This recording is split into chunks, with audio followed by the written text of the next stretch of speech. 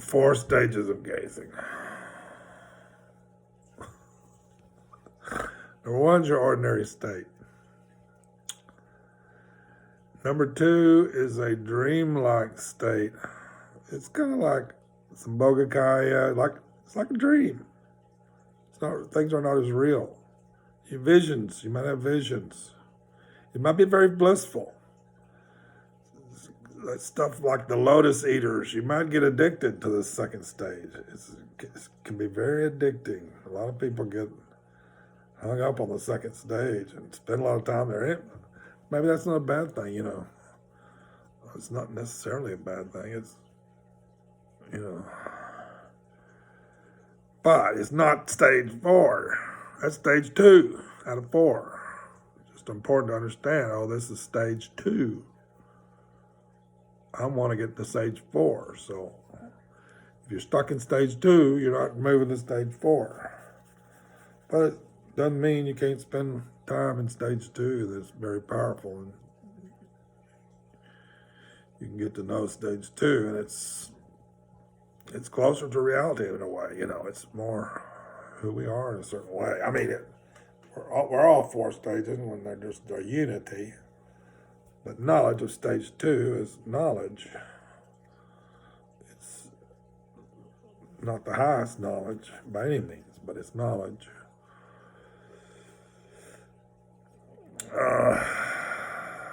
If you're gazing with another person, you can really go into stage 2, and you see different faces.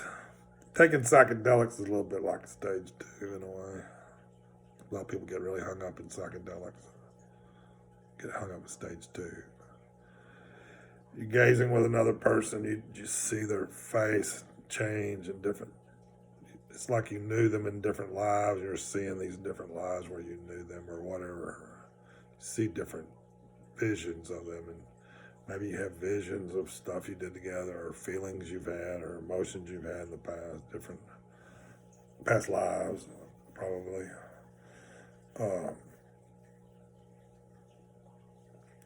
Anyway, that's stage 2. Stage 3 is when you get scared. Getting scared is one of the most misunderstood things there is in spirituality. Luckily, we had Trungpa Rinpoche, who was so wonderful in explaining to us that it's nothing to be afraid of. It's a natural part of the path. When fear comes up, we call that the blessings of the war gods. It's not if fear comes up, it's when fear comes up, and then we're in stage 3. Those are the blessings. We're moving right along nicely. Fear showed up, we are moving right along nicely, which is the freak out I'm talking about with gazing. Usually it's related to that fear showing up. We don't know what it is, and we don't know how to relate to it. So we freak out, but there's no reason to freak out. You can just receive the blessings of fear that's coming to you, and we train in how to recognize fear, acknowledge fear, go toward fear, and it turns into stage 4. One way of saying it is confidence or fearlessness.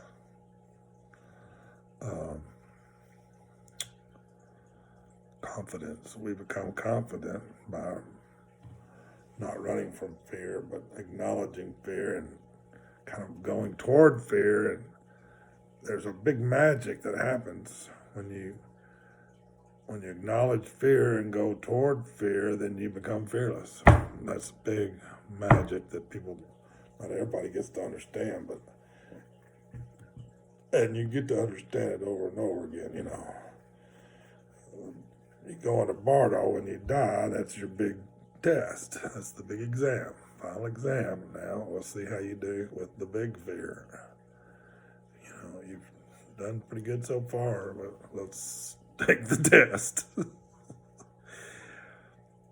And a lot of warriors are not enlightened necessarily when they are alive, but they pass the test and they are enlightened. When you pass the test, you are enlightened.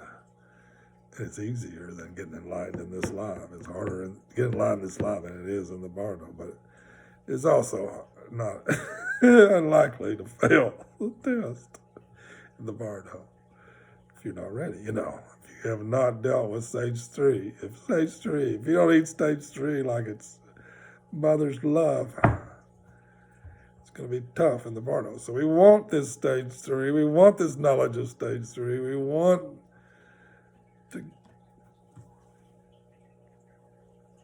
get ready for the big exam.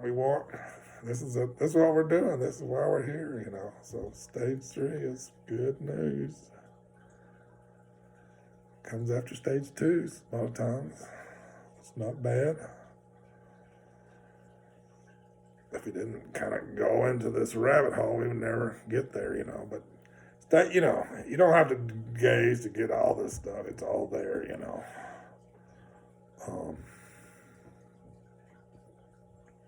But if you want to accelerate it or you want whatever, it's just big fun. Gazing is big fun. And, do not hit the high wall of insanity, If you're going too fast, if you we're a little revved up with this, that's not it. You're going to hit the high wall of insanity. You need to come back down off the wall. Slow down and bring everything back down to earth now. Now we're not about to hit the high wall of insanity. We're okay, We can motor on here. You just come back, You stop gazing. Maybe you stop meditating for a day or two and you settle down. Or you do shamatha. Shamatha cures, real pure shamatha. There's shamatha vipassana. We'll go over this at some point. Shamatha vipassana. What I'm describing a lot is vipassana. What I'm talking about is what happens with vipassana. So gazing is like big vipassana. So you always alternate between shamatha and vipassana. Shamatha is one point in this, and it's very soothing and very calming and soothes our fears and makes all that other stuff go away if we go back to shamatha, At some point in shamatha, you can't just stay in kindergarten. It's time to go to vipassana. But it's always time to go back to shamatha at some point. So it's always an alternation between shamatha and vipassana. So the gazing is getting into vipassana. But when you lose your place and forget what you're doing, it's time to go back to shamatha. When you get freaked out and you think, I don't know, I'm a little nauseous. I don't know if I want to do this anymore. That's just like a bad trip, a little bit like a bad trip. You just come back and go back to shamatha and you'll be fine, It's gonna pass, But this is spooky shit, I guess. For people that misuse it. You misuse this stuff and you can get in trouble. If you just come back to shamatha, you won't get into trouble. But so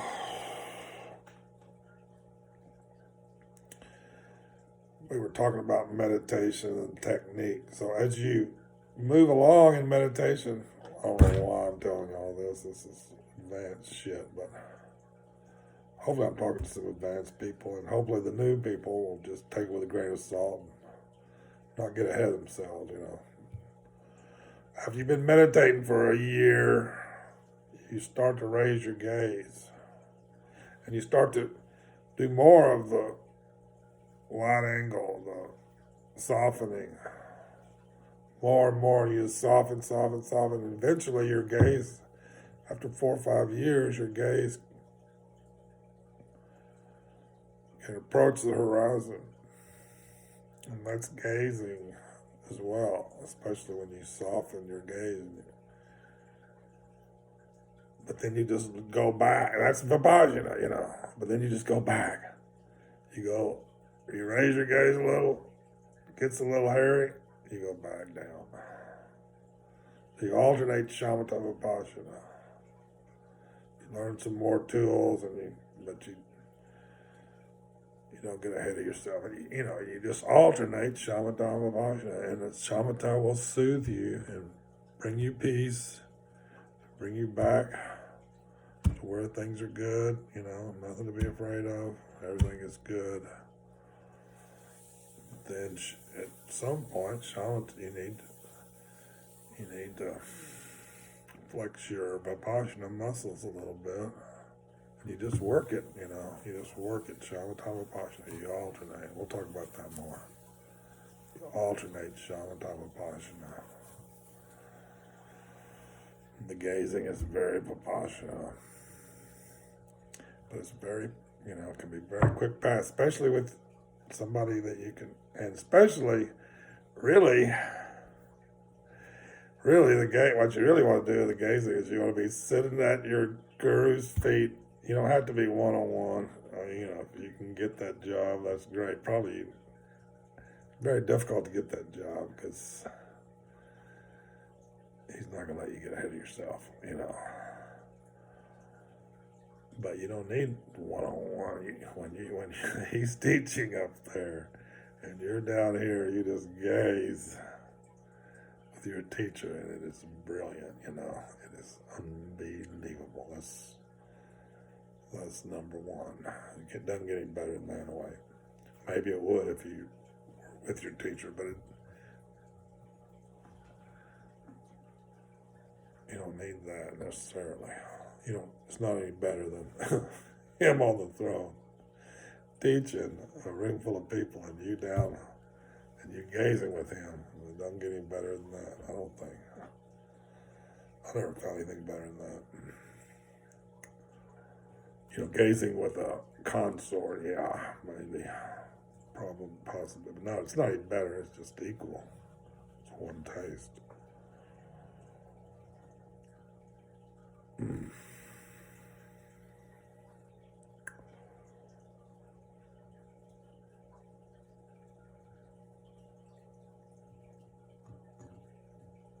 You can go out in the woods and gaze, not walking around in the woods and gazing.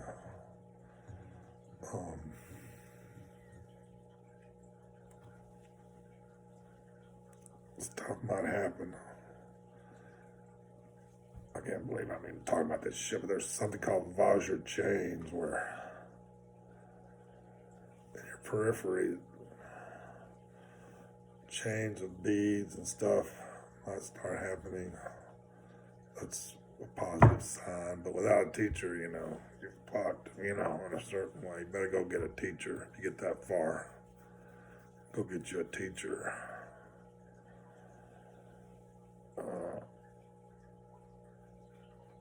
You can read about it a little bit. Rachel Olds did a 9-year Dzogchen retreat. She and her husband, they read a couple of books. Pretty interesting. But it's just love is what it is. It's love. That stuff is love. It may seem like it's wild and shit, but it's really just love. That's all it is.